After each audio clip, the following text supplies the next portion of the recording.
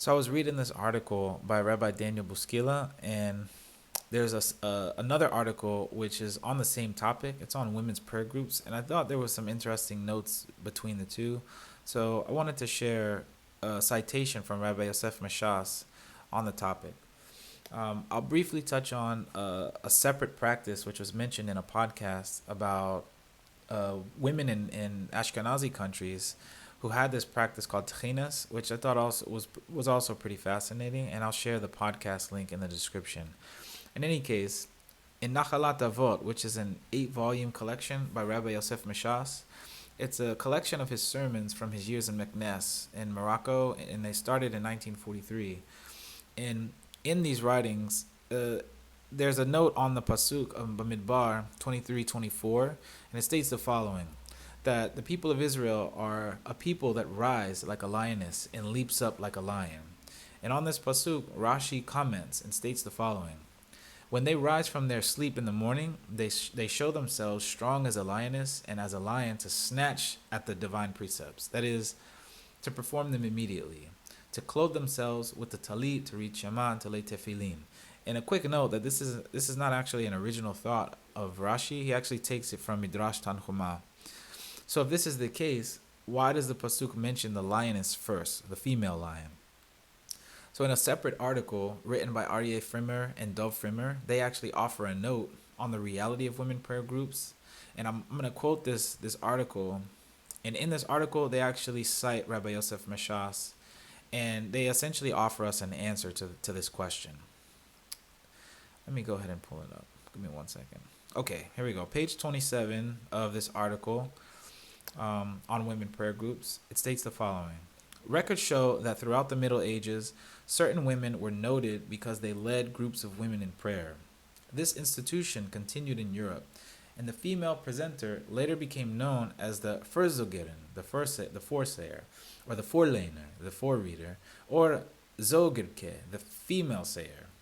The latter were generally educated and highly literate women who chanted or sang aloud prayers, psalms, and techinot. And I want to make a quick deviation from the article on this practice of reciting techinot or techines. In the description, you'll see this link to a podcast. It's the podcast called Jewish Ancestral Healing. It's episode 9, where this woman comes on the podcast named Annie Cohen, and she talks about this fascinating practice of women being asked to write special prayers called techines.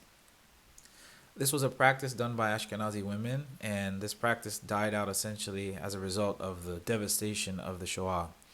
In any case, I'm going to go back to the article, some of which were original compositions. So this is a reference to what I think to be techines.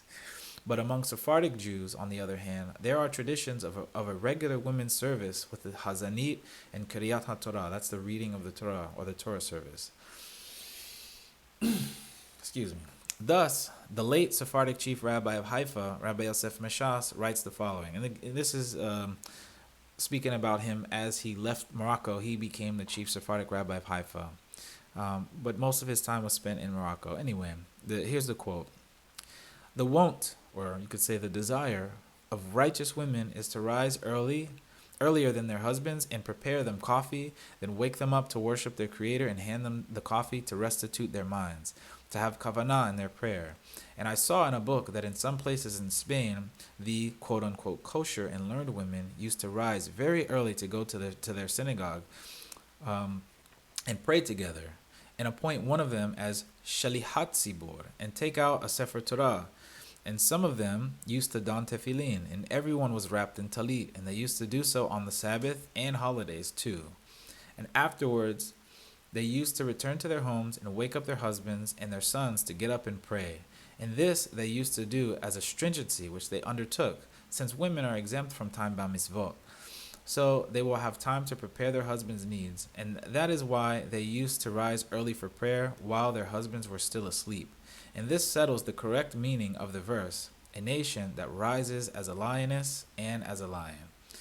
The female is mentioned first before the male, for as we have said, both the man and the women used to rise to worship their Creator, but the women before the man.